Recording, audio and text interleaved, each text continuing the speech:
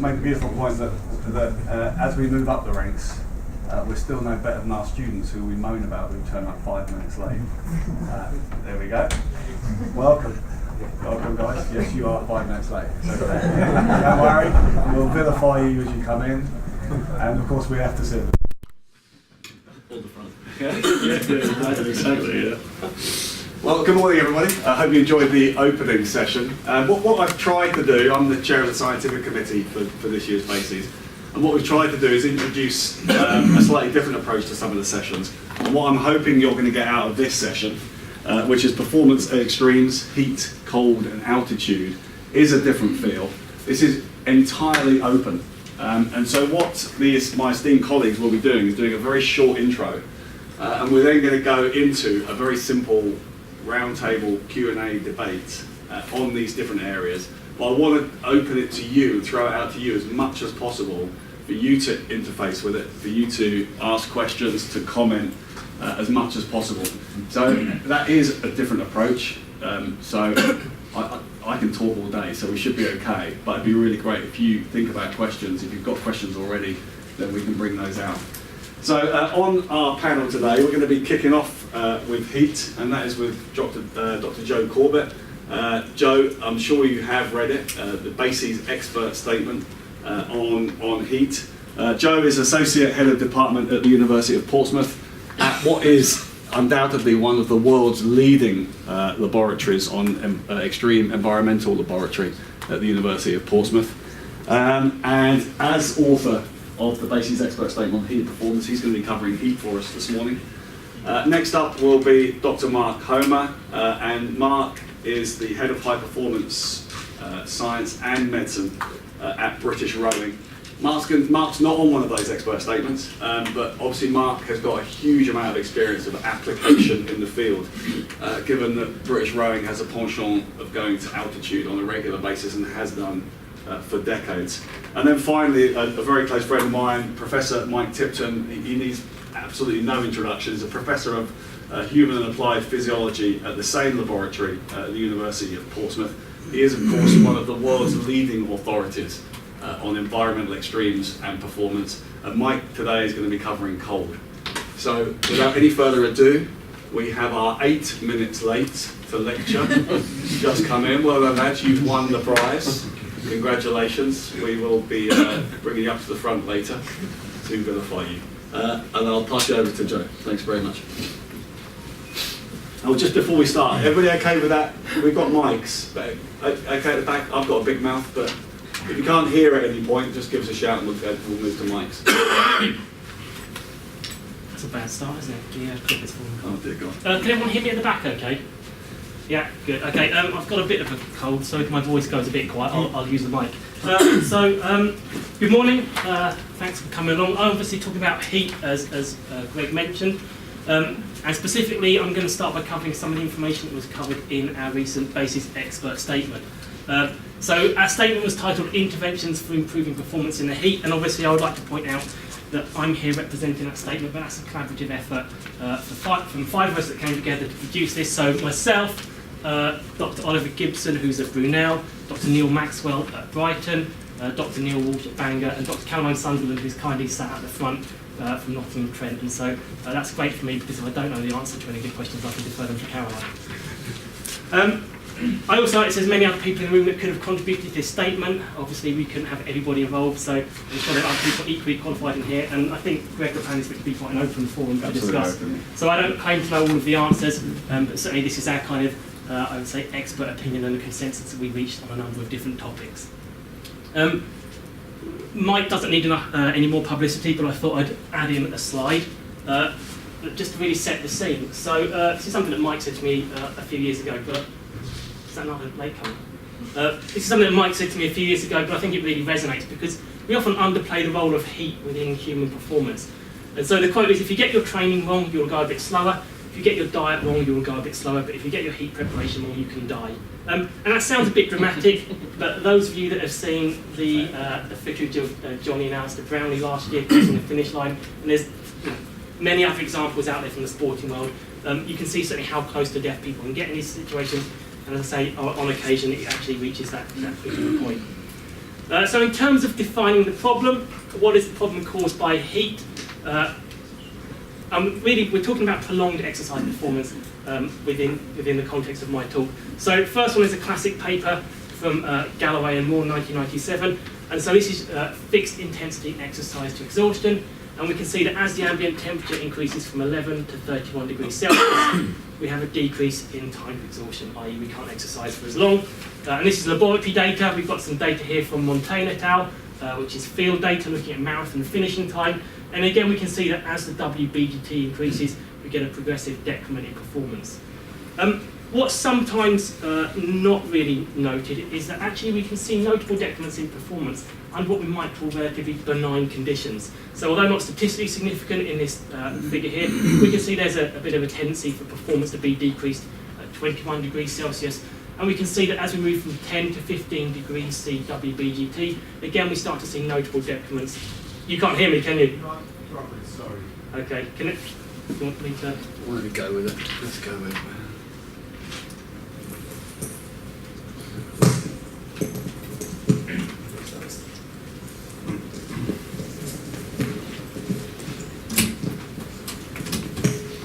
Is that better? Yes. Fantastic. Shall I start again? No, I won't start again. No.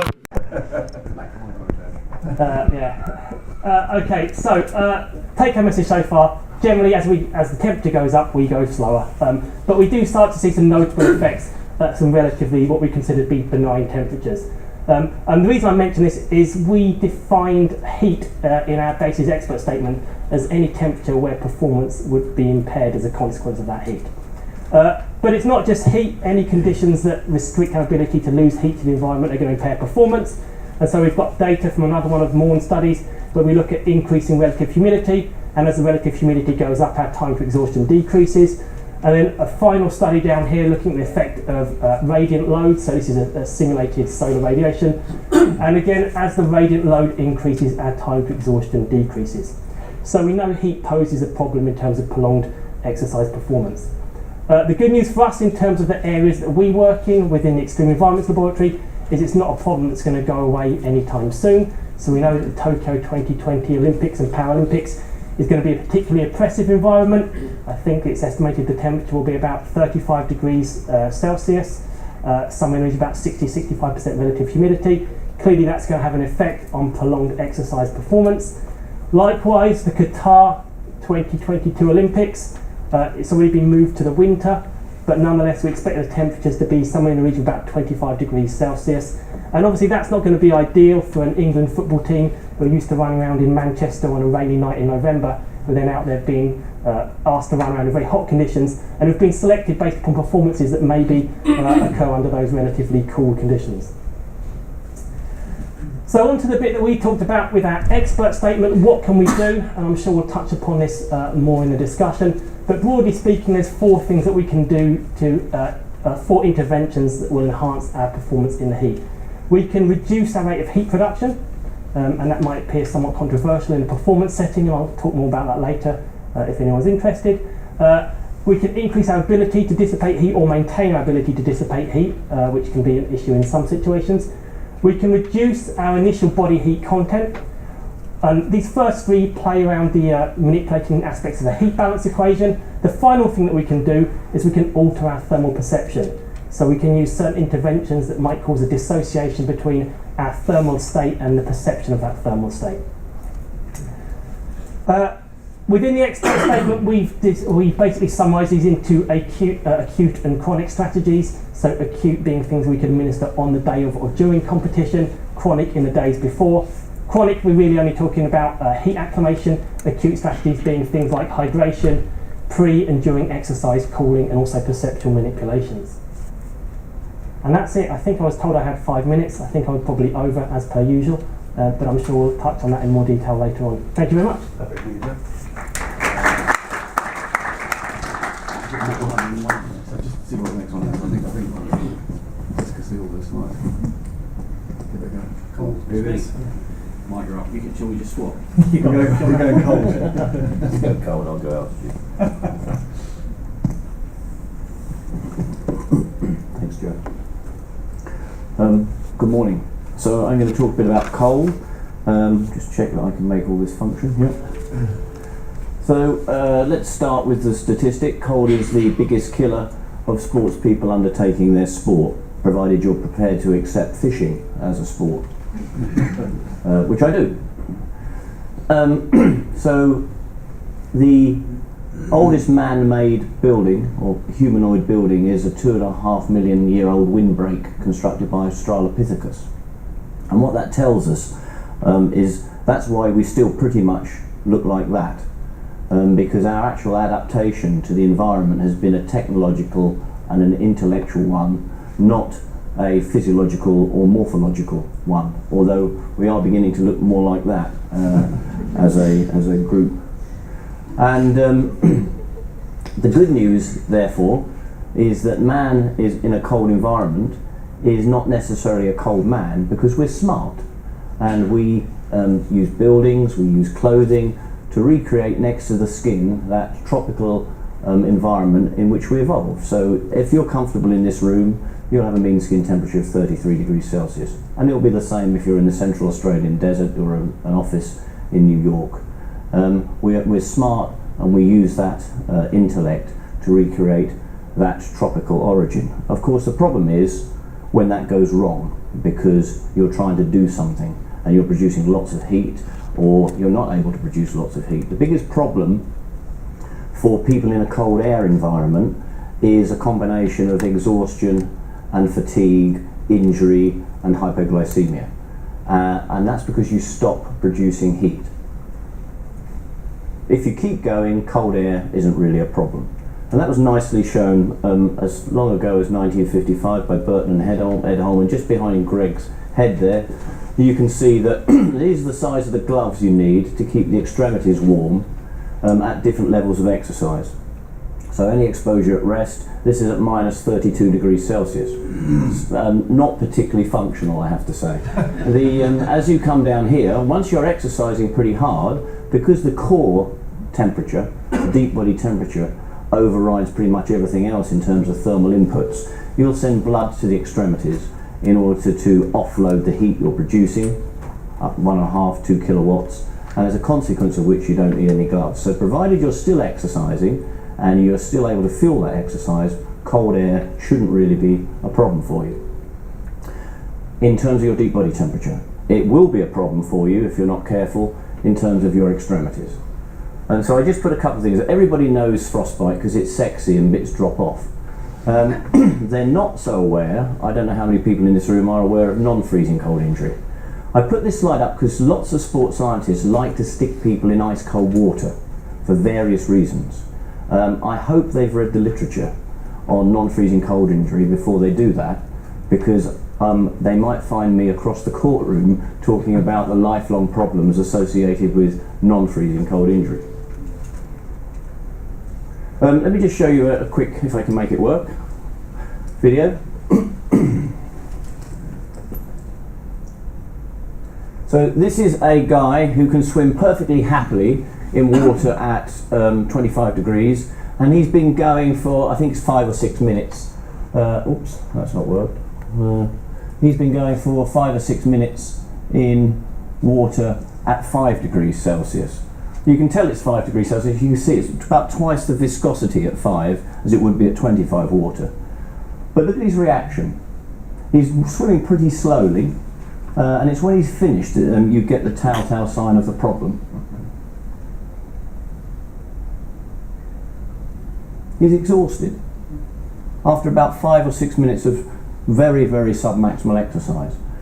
And the problem is that cold will stimulate the agonists and the antagonists. So it makes it very, very inefficient exercise, very stiff to move. You've got coexistence shivering, so a very low level of exercise. You've got a higher oxygen consumption. You start to switch to anaerobic metabolism sooner because your muscle blood flow gets reduced, as a consequence of which you get a build-up of lactate. So all of these, and there's lots of other reasons, which I won't bore you with, but you know, the changes that you see all make exercise in a cold environment much more difficult than they would otherwise be. What can you do about it? Well, you can keep exercising, you can keep the nutrition up, you can make sure you're wearing appropriate clothing, keep producing heat. And 2 of the 3 members of this family think that repeated immersion in cold water is good for you. This guy is not convinced, for obvious reasons, but Mum and Dad, as usual, are correct. As few as about 5 2-minute immersions will take out your initial responses to cold water immersion. Cold shock, probably the biggest killer of people going into cold water. And you'll also get an habituation of the shivering response, which makes you more efficient when you exercise. So cold habituation is not a bad thing to do. And the other thing I just want to mention before as a segue into altitude really, is the other thing that happens with cold habituation, short repeated immersions in cold water, is you actually improve your performance at altitude. And this is cross-adaptation. We've seen it as a cellular level with cross-tolerance. And so there's just some results from people who've been habituated to cold, doing repeated short-term cold water immersion, and then their pre and post hypoxic exposure on the second hypoxic exposure, decreased sympathetic responses, decreased heart rate, ventilation, respiratory responses on hypoxic exposure, decreased glucose utilization, and the number and severity of the symptoms of hypoxia are reduced. And one of the problems we have in this kind of area is we're all pigeonholed. You know, I'm cold, wet and nasty, other people are hot and sweaty, people do altitude. But the real world is not like that. And so we've been trying to encourage people to do the kind of cross-stimulus and cross-stressor adaptation work and response work that is representative of that kind of environment. And we may talk a bit more about that in the discussion. Yeah, there's other stuff you can read. And there's a free journal there you can go and have a look at that covers all of this stuff. Thanks very much.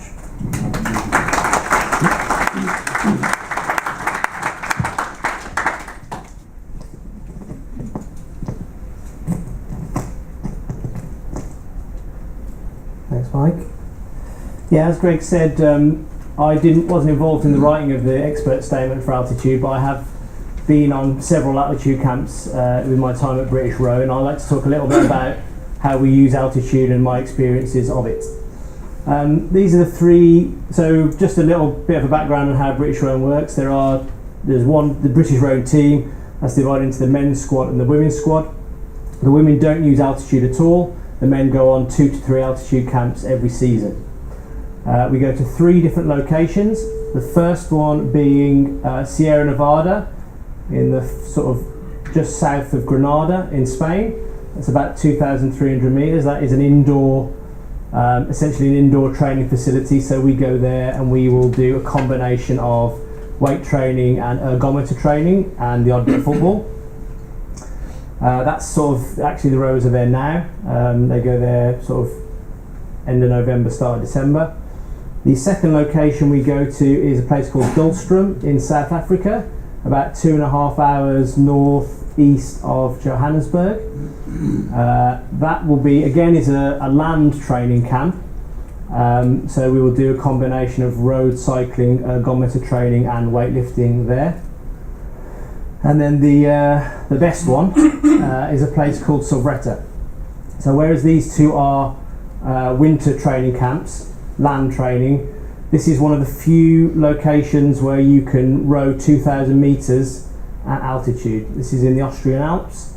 It's 2,093 meters above sea level. This is a dam built in the Second World War, during the Second World War, sorry. We used to stay in little army huts that were down here that are in the shadow of the dam because prisoners of war built the dam, and they thought, well, if we put the prisoners of war in front of the dam, if they try and sabotage it, they'll be the ones that get soaked when it collapses. So as these 2 are winter training camps, this is our summer. This is part of our preparation for a summer championship. We will go on 2 training camps in the summer. One, a work camp, as we call it, where the focus is endurance base building. And then we will go on a sort of taper camp after that before we go off to the various competitions. So this is the location for our work camp, and that will be a combination of rowing up and down this lake, and then it's a very rocky style environment. There will be there's a garage where we can do some ergometer training next to a snow plough, and a gym for weightlifting as well. So those are the 3 places we go. The reason we go to these places is because of this fellow here. This is Jürgen Grobler. He has won a gold medal at every Olympics since 1972. Started with East Germany, came over to the UK and took inherited Pinson and Redgrave for the 92 Olympics. He has used altitude since his time in the GDR and has got a vast amount of experience, 45 years of doing altitude training. And he is the one that's built the relationship with particularly that lake up at the Austrian Alps. We're the only nation that are allowed to train there. We utilise the live high, train high method of altitude training, mainly for logistical reasons. We take a squad of often 30 rowers to an altitude camp, and because of the nature of rowing and the equipment required, it's very difficult for us to engage with the live high, train low method. So we will live high and we will train high. We have a team of sports scientists who will monitor the athletes' health and well-being and their adaptation to the altitude camp and their journey through the camp to make sure that everything stays on track and their performance is optimised. We do, but the key to making the rowers get through altitude is this guy. He will factor in other activities in the altitude training camp that mean that people are slowly acclimatised to the environment and get the most out of the camp. This is an example of the walk up to the cross. This is that photo that I showed you before was taken from this point here. So for the first 3 days in the subretta camp, they don't actually do any rowing. It's all walking, setting up the course, bit of ergometer training and gym work. So he's really good at easing the guys into the altitude training camp. The other facility that we do have at our disposal is the hypoxic chamber at Bisham Abbey, which I think Greg was involved in the construction of. So we can get about 10 ergometers in there, and you can set that as high as Everest if you want to. And it's also used a lot around the cold and heat stuff, especially for Rio. But we can put guys, especially some of the less experienced rowers, we can put them in that chamber as a sort of pre-acclimatisation exercise, so they're all ready to go and not too much taken aback by the altitude when they get there. So yeah, I'm happy to, when the discussion starts, talk a bit more about how we use it and the things we do. Thank you, Mark. Thanks. Okay. I said we were opening it up, so let's do that straight off the bat. Questions? Any questions? Go for it, Colin. It was interesting to hear that the men's and the women's squads have a different approach to altitude. I just wondered, is that a feature of different coaching? Or? Yeah, it's a historical thing. I think our chief coach for the women and lightweight women is an Australian, and he's got very little experience of altitude from the past. I've tried to encourage him to take it on. I think we're a sport that fits well with altitude training. I've yet been unsuccessful to do that. In terms of performance, would you say the men perform better as a result? Because the women seem to do pretty well without it. Rowing is an incredibly difficult sport to judge the effects of these things. We send people off to a regatta in a crew in events where time doesn't really make, time is inconsequential. If you've got strong tailwind, headwind, you'll get a different result. So it's very hard for us to pinpoint whether an intervention like this has been successful, because the impact of the other people in their crew and not knowing whether it's a good time or not. So as a sports scientist, that's an incredibly frustrating situation to be in. I think we've had ebbs and flows of women performing well, men performing well over the time, and it's pretty. What about ergometer scores then, where you don't have the environmental? I mean, do they improve more in the men than after altitude? Certainly after altitude, We don't tend to do a performance test. We're quite performance adverse in rowing. We don't do many 2K flat out races, particularly on the ergo because it's so much heavier and the injury risk is high. But we certainly see an improvement in the subsequent land training when they get back from altitude, definitely. Any other questions? I mean, I'll go with one, because we were on a recent, I'm going to put you on the spot here, we were recently at a consensus statement on hydration, and I guess the one striking thing about that meeting, this international consensus, was the fact that we currently don't have a definition for dehydration. I mean, I just wonder, from a working perspective, what do you do, Joe, when we talk about hydration, rehydration, dehydration? What practically can we do? Okay. I mean, I think one of the interesting things after our consensus was I'm not entirely sure we still reached a consensus. But in terms of hydration, so one of the interesting things, particularly in the area of heat over the last few years, has been whether dehydration itself is a stimulus for adaptation. And so for many years the traditional guidance within heat acclimation programs has been to maintain hydration, probably based upon the assumption that being dehydrated to a given level may impair your performance in the heat. However, if we're actually looking at an adaptive stimulus, then we may be blunting some of that adaptive stimulus through encouraging people to maintain new hydration throughout their heat acclimation programs. And so over the last couple of years, a bit of work has been done in this area. I think the first people to work on it were Andy Garrett and Jim Cotter in New Zealand. And they presented some nice data on short-term heat acclimation programs. Short-term heat acclimation is quite practically relevant, particularly among sports people, because obviously if we can accelerate the time course of adaptation, then that's logistically more appealing for sports people, and also there's a cost associated with this. And so Andy Garrett and Jim Cotter demonstrated that if you allow people to progressively dehydrate during their heat acclimation, so they're getting down about 3% body mass loss during their heat acclimation daily exposures, they presented some evidence that it accelerated some aspects of the heat acclimation response. So through permissive dehydration, there was a slight increase in plasma volume expansion, so this happened more rapidly. There were some alterations in skin blood flow, and if I remember correctly, there were also a slightly greater reduction in heart rate.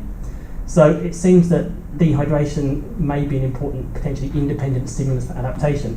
What I will say since then is we've done some subsequent work in our own laboratory where we've looked at short and longer term heat acclimation, and to some extent replicated their study, and we didn't find exactly the same thing as them. We didn't have a notable difference in any of our adaptive responses in terms of either the time course or the magnitude. So I would say at the moment the jury is out as to whether dehydration is an important independent stimulus. If you get into the nitty gritty of the study designs, one of the things that we did within our work was we clamped the level of thermal strain. So although we allow people to dehydrate each day, we match them for thermal strain. Now of course one of the things that does happen when you dehydrate is potentially you will increase the thermal strain. So you could argue that in controlling for that we may have blunted some of the stimulus, but obviously these are kind of things that you consider within an experimental design. I think probably the most interesting thing though to take away at this stage is that actually being dehydrated during an acclimation program doesn't necessarily have a negative effect per se. So maybe the concern that we have about being obsessed about maintaining euhydration, certainly as long as we're not going below about 2 to 3% body mass change, doesn't seem to have any negative effect either, and potentially may have some positive effects in terms of the adaptive response. Lovely, thanks. Questions? I'll keep going, so don't worry. Yeah. Mike previously said about sort of cross adaptations and with cold water immersion. Has anyone considered if there'd be an effect on post exercise and hypoxia induced anorexia with cold water immersion? So an effect on appetite from cold water immersion at altitude? No, not to my knowledge. The work that's been done in cross adaptation, cross tolerance has, you can categorise it in various ways, but there's looking at one adaptation, say cold, on its impact on a novel stimulus, hypoxia. There's quite a lot of work being done on heat and hypoxia, and there's been work done where you adapt to two stimuli and then have a look at the impact on the third stimuli. So that would be exercise and heat and something like left ventricular function. So it's starting to happen.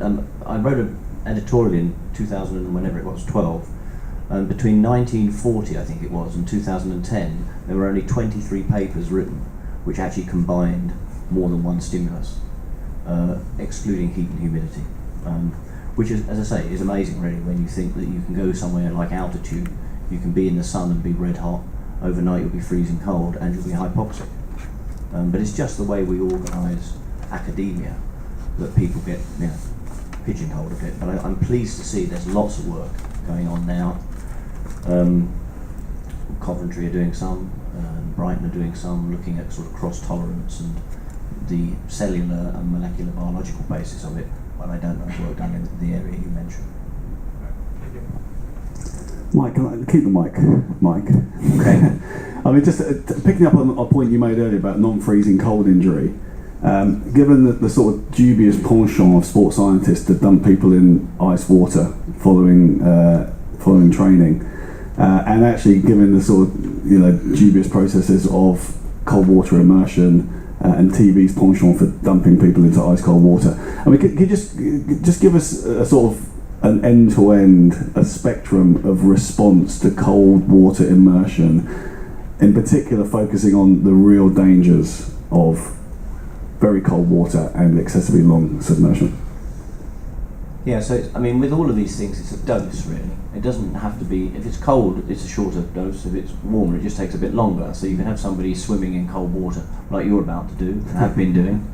And with time, you'll get the kind of changes that you saw in the video I showed you. We just drive that function a bit quicker by putting people in less clothing into cold, because then we can, we've finished in time for lunch. But so you've got the initial responses, which I've shown you: uncontrollable hyperventilation, tachycardia, problem controlling your breath hold.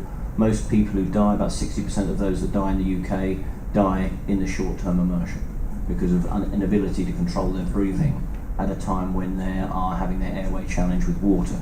Lethal dose of drowning, salt water is about 1.5 litres. Gasp response on immersion in cold water, 2 litres.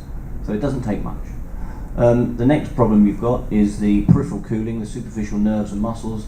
That's particularly the arms and legs, the arms in particular, because they have a higher surface area to mass ratio and pretty superficially running nerves and muscles. And that can lead to physical incapacitation, i.e. the ability to do anything very much.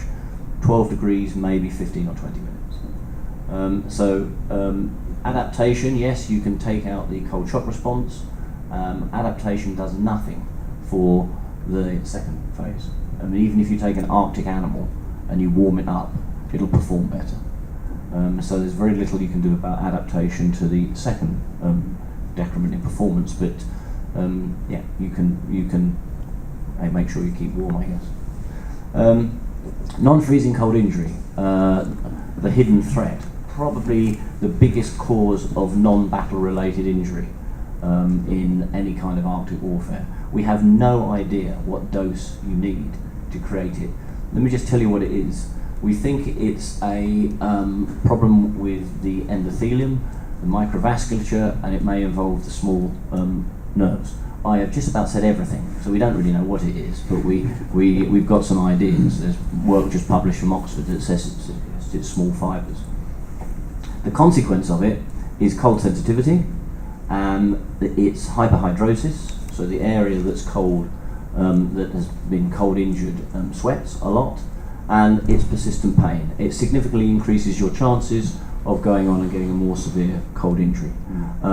Currently, it's one of, if not the biggest, source of claims against the Ministry of Defence. And the problem is, because we don't know the pathology, the pathogenesis, we don't really know the best way of assessing and treating it, it's a problem. And I see people being put into ice water, and I see ice water swimmers, and ice water swimmers, ice mile swimmers come to me and they say, we'd like to do 2 miles, what do you think? I don't think you should be doing a mile, to be honest. But, so just, if you're going to think about that, just make sure in your risk analysis you have a little read about non-freezing cold injury. It's a lifelong problem once you get it. And it can start to, chronic pain, affect your gait, etc., etc. I won't go on to hypothermia and post about 20% of those that die as you come to rescue them or as you rescue them from the water. Partly we think, excuse me, it's because of the relaxation, the wave of relaxation that goes across the body when you think you're about to be rescued. It's therefore not a good idea at that time to say, relax, you're safe, we've got you. By the same token, you don't really want to say you're in trouble, you can still die, but you should really encourage people to keep fighting for their survival. Great. Keith, yep. Sorry, just a follow-up question for that. Would you then no longer recommend cold water immersion as a training stimulus at all? Or recovery? I mean, you can call people, but just don't go into ice cold water. I think there's still a sort of inconclusive aspect to the literature in terms of having the controls of cool versus ice cold versus hydrostatic squeeze versus superficial cooling. And until that gets teased out, I would avoid the one that's going to give them a lifelong problem. We did that study, but I'm trying to be modest for the first time. Don't be modest, Mike. Okay, so we have made that we have made that comparison and found no difference in terms of the ice cold versus. The other thing I just would note, again, it comes back to this sort of little rant I've been having about thinking about one thing. If you pre-cool somebody as a way of maybe starting them with a lower core temperature, just remember that when you do that, you're also inducing some fairly significant hemodynamic alterations. So people will vasoconstrict. We can produce in the laboratory around about 3/4 of a litre of urine after about 30 minutes in the cold to 45 minutes in the cold. So if you've got somebody who you want to go and do an endurance event, it's probably not a good idea to dehydrate them through cold diuresis before they do it.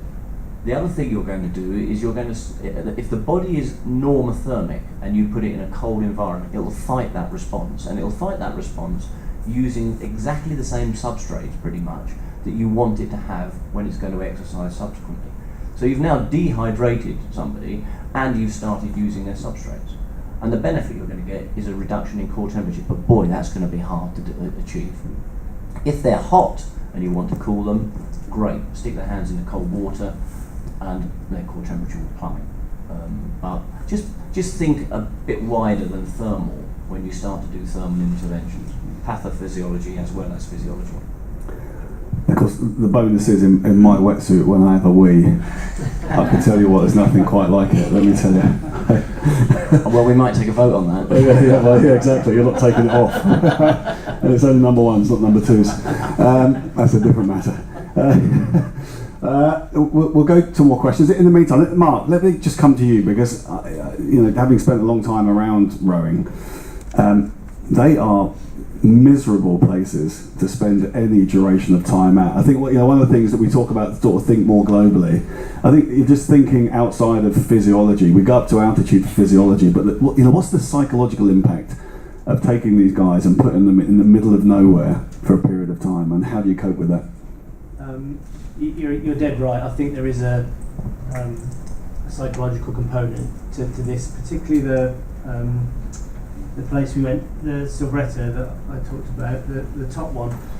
That is as close as we get to putting the guys out of their comfort zone.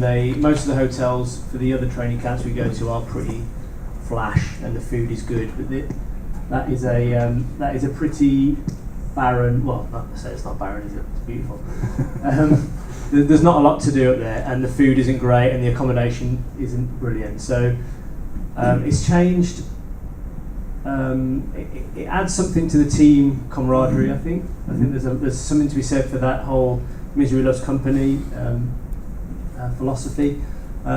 I've seen it change in my 10 years. The fact that they now have a lot more of the comforts available to them as long as you've got a half decent internet connection.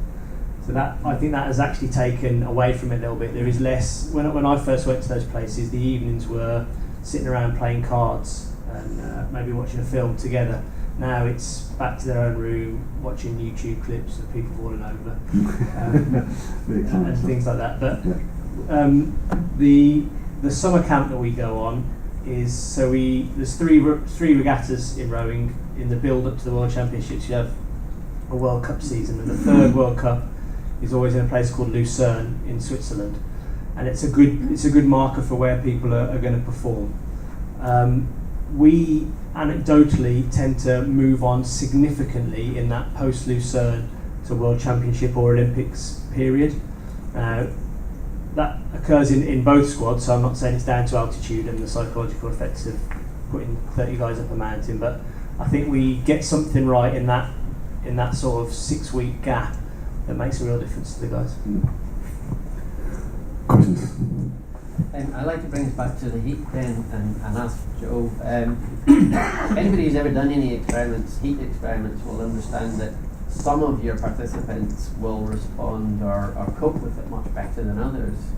And not being up to date in that literature, I was just wondering, is there been any genomics work around that, trying to sort of categorise people and pull out people and understand those who cope well with the heat and even those who don't? Can we help them? Yeah, thanks for your question, Richard. I'd like to point out Richard isn't a plant, but I am currently just in the final stages of producing a paper on this very topic. You've got a reviewer at least. On that note, so I think it's 2012, there was an IOC consensus statement on performing on the heat. One of the things they noted in that statement was that there is this individual variability, and Seb Rassinas has published a few papers on responders and non-responders. And in 2012 it was noted we need to do more work in this area because we don't really understand it. And the opening of my paper that I finished writing last week was, we've done no work since 2012 on this area. So I don't think our knowledge has really moved on particularly. So I've done, over the last few weeks, some pooled analysis from some of our historic work looking at how much of the individual variability can we explain with things like baseline aerobic fitness. Everyone says this is important in terms of the initial response, but also the adaptive response. Our data suggests that that's not the case. Without getting into the kind of minutiae of it, I think it actually depends in the way in which you assess heat acclimation state. So I think historically the tests that we have used may bias some people to show a response as opposed to others. So if you're working at a high metabolic heat production on your first test, you're likely to get hotter. If you're hotter on the first test, then you've got a bigger scope for adaptation. And so some of the differences that we see may not be genuine differences, but may actually be an artifact of the approach that's taken. So even before we get to the stage that you're talking about, we move on to these kind of genomic analyses, I think we actually need to understand how big is the variability and what is the difference in terms of responders and non-responders. So from the analysis that I've been working on over the last couple of weeks, really, from the data that we've got, we can't explain most of the variance. Some of the variance we can actually attribute to the way in which the test is conducted. So I have shown a link between the initial metabolic heat production and the subsequent adaptive response, but it's not strong, it's only explaining a very small amount of the variance. So most of the variance in these responders and non-responders remains unexplained, and so the next thing to do is to try and actually increase our knowledge of that, because we certainly think they exist. To what extent this variance exists, we probably need to actually really clarify that with the appropriate tests, I think, first. Can I just quickly follow up? That you're talking about acclimation and a chronic response. I'm thinking more of acute. You know, I know I've experienced of people in the lab where a group of individuals, one of which you'll stop because of your ethics protocol, and says you can't go above a certain temperature, core temperature. Yet the individual doesn't want to stop when they're in a performance test, and they quite happily will run at a much higher core than somebody else. Yeah, I mean, we certainly see that as well within our work. And I mean, anecdotally, we see that generally fairer people tend to be the guys that struggle in this initial exposure as well. I don't think there's any data that actually backs that up, but that's something. Fair, when you say fair, possibly, mate. It's being kind, Ginger. Yes. Certainly we see that with a lot of that with our experiments. We tend to see that those guys struggle on the first exposure, although actually it's limited observations, but the guys seem to adapt to the same extent. And you're completely right, some guys feel absolutely cooked at 38 degrees and some guys are absolutely happy at 39.5 degrees when we actually have to pull them out. And we probably have quite a relatively stringent withdrawal criteria within our laboratories, perhaps because we have an awareness of some of a better awareness than some of the potential issues that we can have down the line. What underpins that in terms of the perceptual differences, I don't think we really know. Maybe there's something in terms of, there's some evidence that people's thermal comfort is set early in their lives based upon the temperatures they experience early in their upbringing. Whether that plays a role, I couldn't tell you. In terms of driving perception, probably in most situations it's not core temperature that's driving that anyway. A large amount of our perception information is gained from the skin thermoafferent inputs, and so potentially that's something we should be considering more. But set against that, I think the weighting of the central to peripheral drivers changes as we get hotter. So it's a really difficult question to tease out. So to summarise, I don't really know. Let's hear Mike.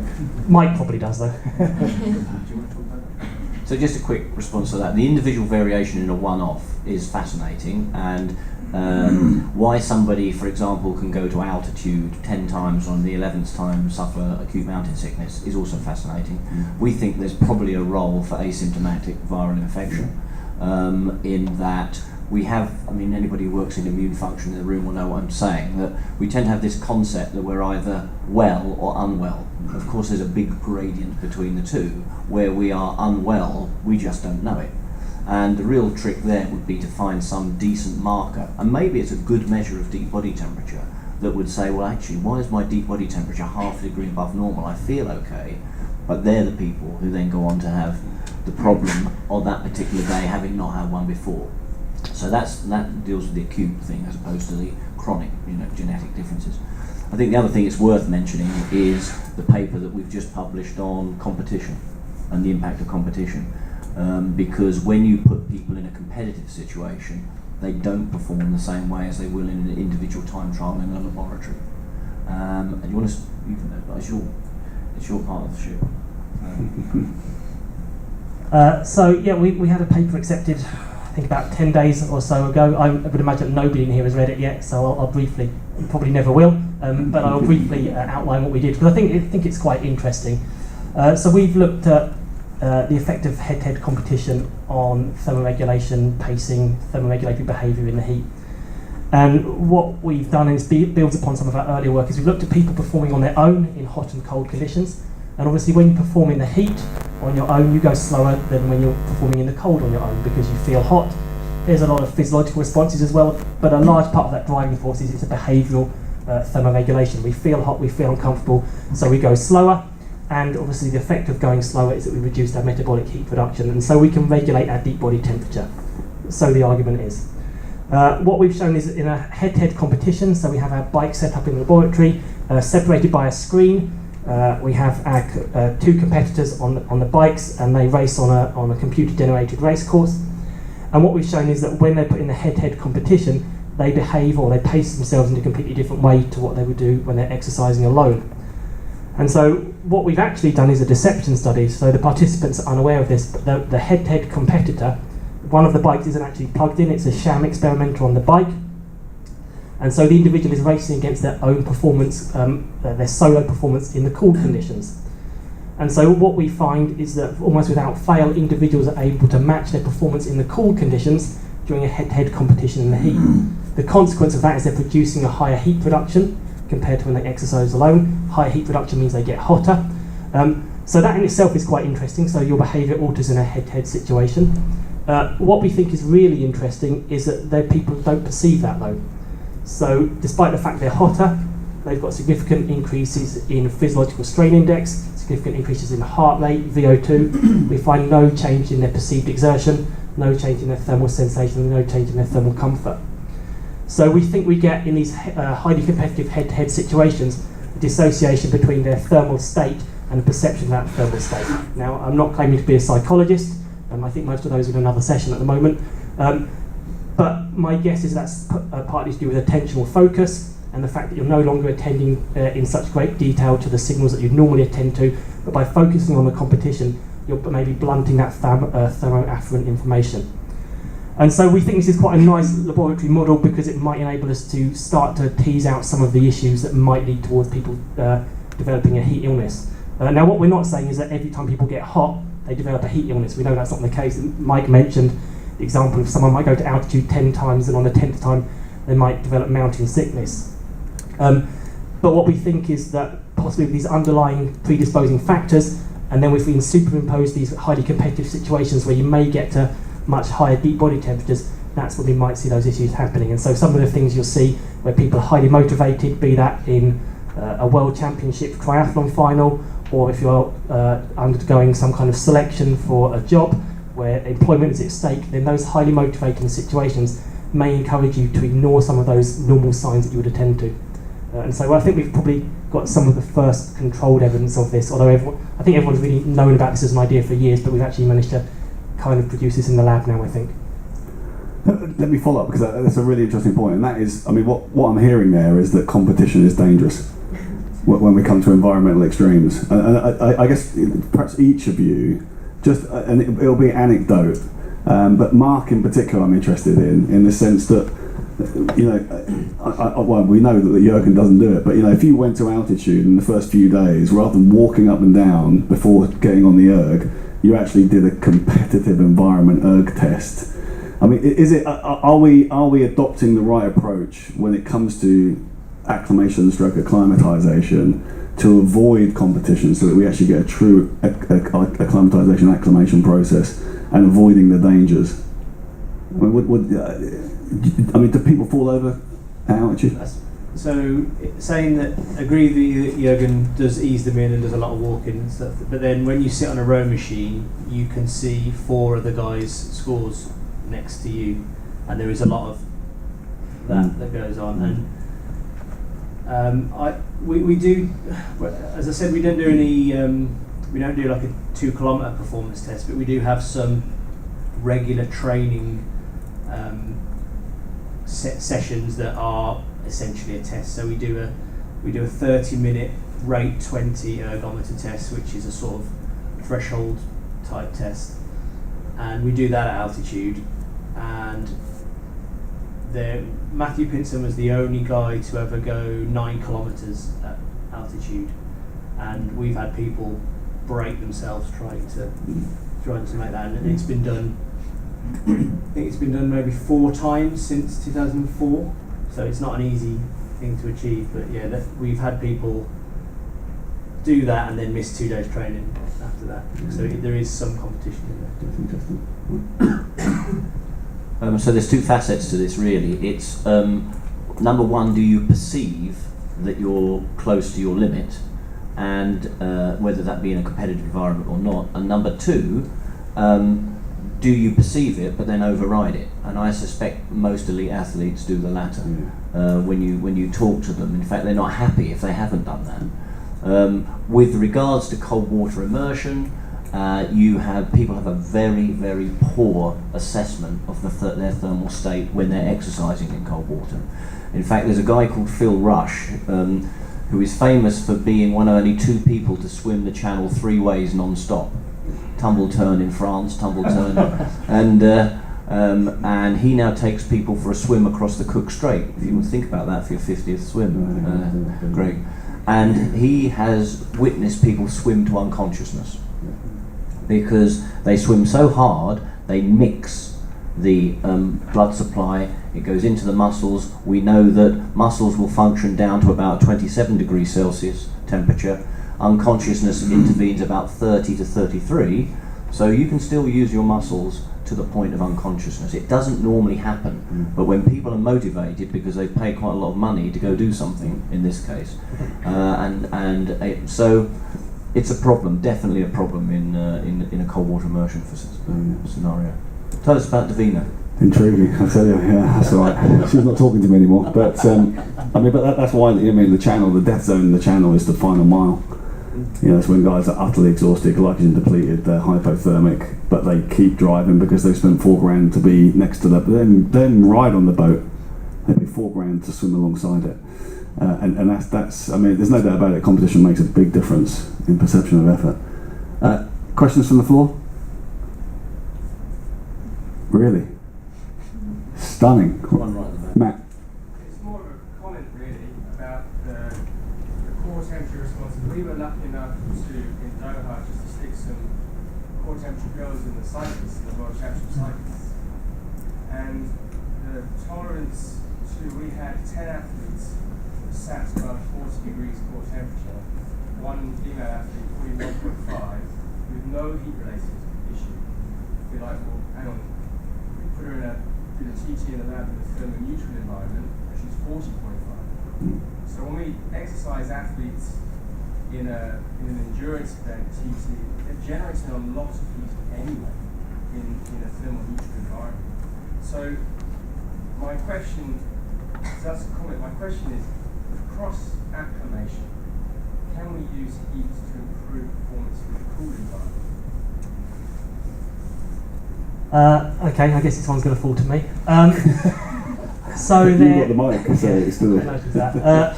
So the question was, can we improve performance in a cool environment through adaptation to heat? So there was a nice paper by Santiago Lorenzo and Chris Minson in 2010 in Journal of Applied Physiology. And they suggested that is the case. I think they did a 10-day heat acclimation program, and after the 10-day heat acclimation program, they measured performance in the heat, and unsurprisingly, performance in the heat was improved.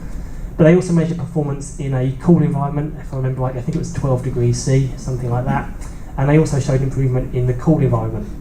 And in terms of the mechanisms underpinning this, if my memory serves me correctly, they showed an improvement in VO2 max, and they attributed this to an increase in plasma volume expansion and a Starling effect on cardiac output. Now, of course, a lot of the literature says that's not a viable mechanism for increasing VO2 max in trained individuals. But that was a mechanism they put forward, and I believe Lorenzo's participants had a mean VO2 max of about 65 millilitres per kilogram per minute. And since that study in 2010, there's been, I guess, an explosion is maybe a little bit strong, but there's certainly been an increased interest in that area, and the idea that by adapting individuals to heat, we can improve our performance in a cool environment. I mentioned in the first slide that heat is a spectrum. We tend to think of it as dichotomous. You're either hot or you're not hot, but actually it's a spectrum, and so it would seem logical that the performance benefits from being heat acclimated would also fall along a spectrum of improvement, and we'd see the greatest improvements in the hottest environments. But in theory, any environment where we were being limited by any thermal aspect, we might expect to see some kind of improvement as a consequence of adaptation to heat. So there's been a number of subsequent studies. We've done some work in the area. We never managed to find any effect in temperate conditions. Some studies subsequently have. I think with all of the studies, this is often, apart from Lorenzo's original study, the performance tests in the temperate conditions are typically a bolt-on to the study, and so the studies aren't necessarily particularly well designed to address that specific question. And one of the issues with 10 days training in the heat, and particularly with the type of participants we normally work with, which are sub-elite, is that we do have a training effect superimposed upon this.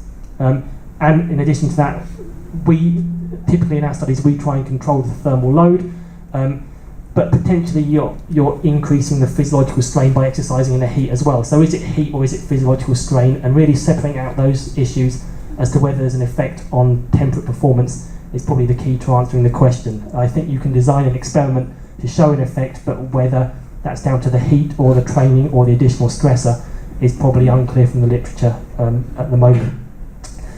In one of the studies, another one that we're about to send out for review or / rejection, is we've matched our control group using perceived exertion, because we think that that's probably the thing that athletes use in their training to monitor what they're doing, effectively the effort levels. So when you're designing your study, you have a number of options as to what you match your control group for, and so we've matched for perceived exertion. And when we do our exercise in a cool condition with a matched level of effort, then we'll have a slightly higher external work rate, but we don't have the thermal strain. And with that model, we show no effect on temperate performance. What is interesting is our participants are relatively fit compared to the literature. So I think there was a recent meta-analysis done. I think, Caroline, you might have been involved in it actually.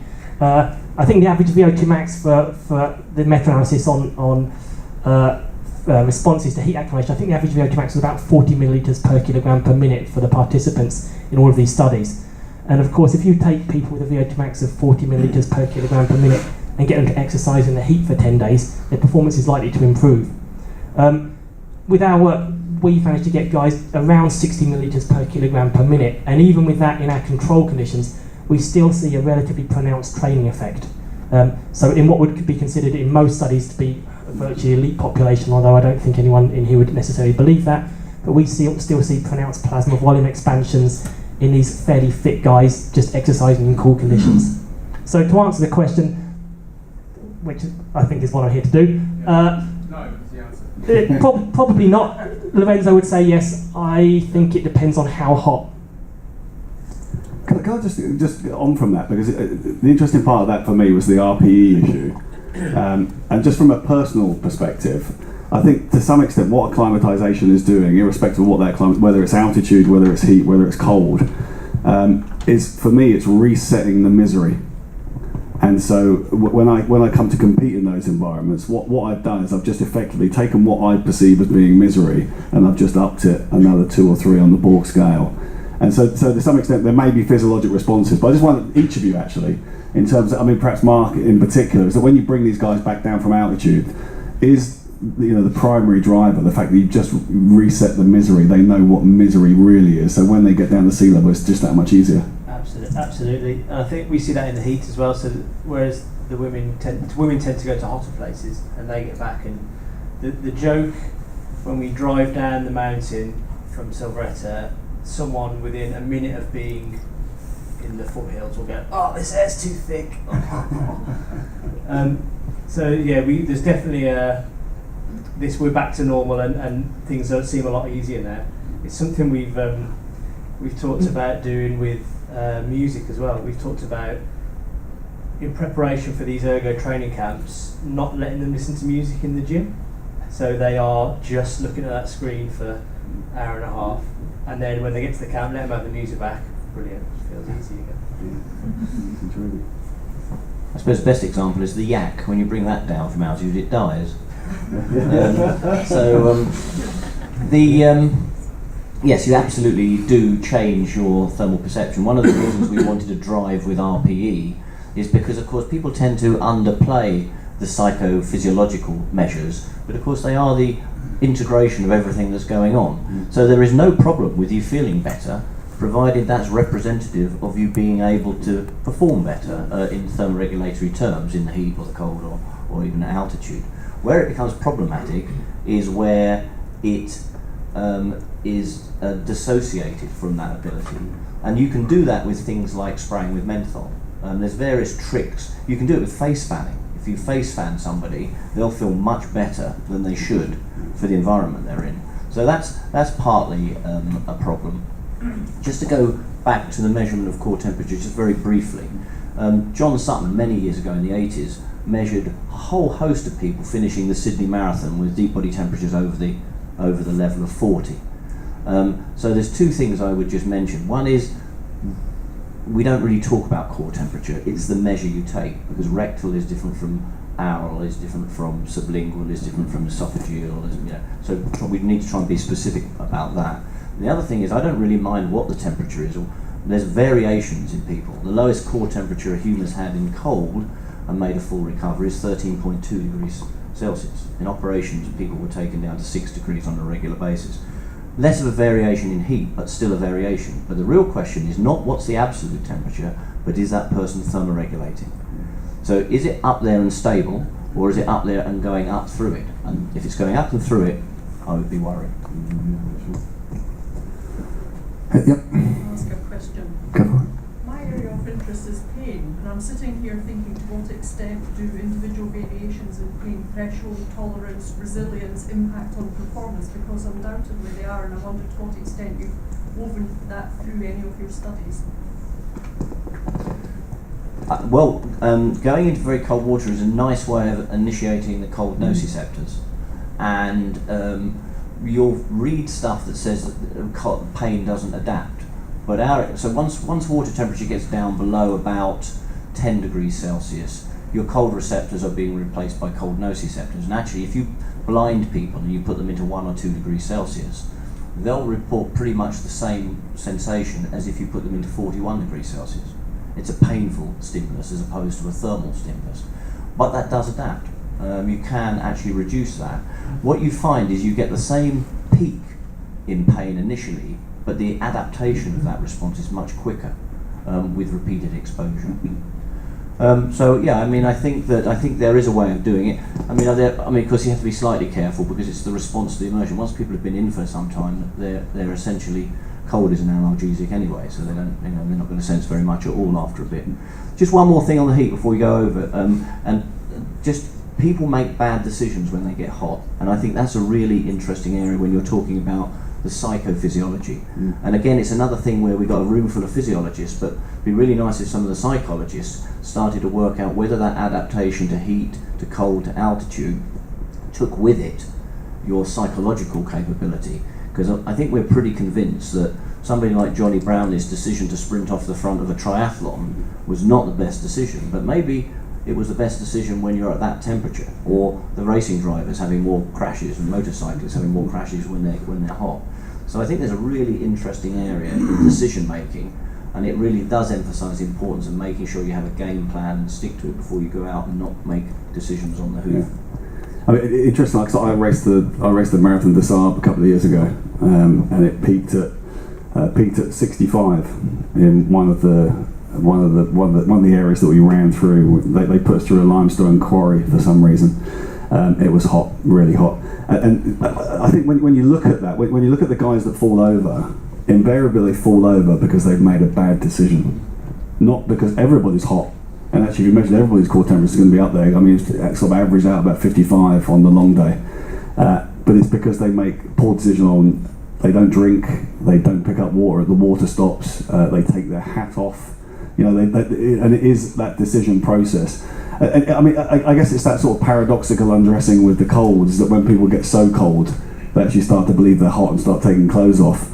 I mean, is there a sense of that there is a danger aspect to when we get to critical temperatures? And I guess to some extent this is where support staff become absolutely crucial. So, John is a great example of where the support staff should have actually been in there. Yeah, paradoxical undressing is slightly different in that that's people, but well, to some extent it's the brain is the first major organ to be affected by cooling, and personalities change, people forget things, and also the decision making doesn't go well. But that's because of a direct effect of temperature. When you get hot, it's still a sort of hypoxic problem, but it's caused by a reduction in perfusion of the brain.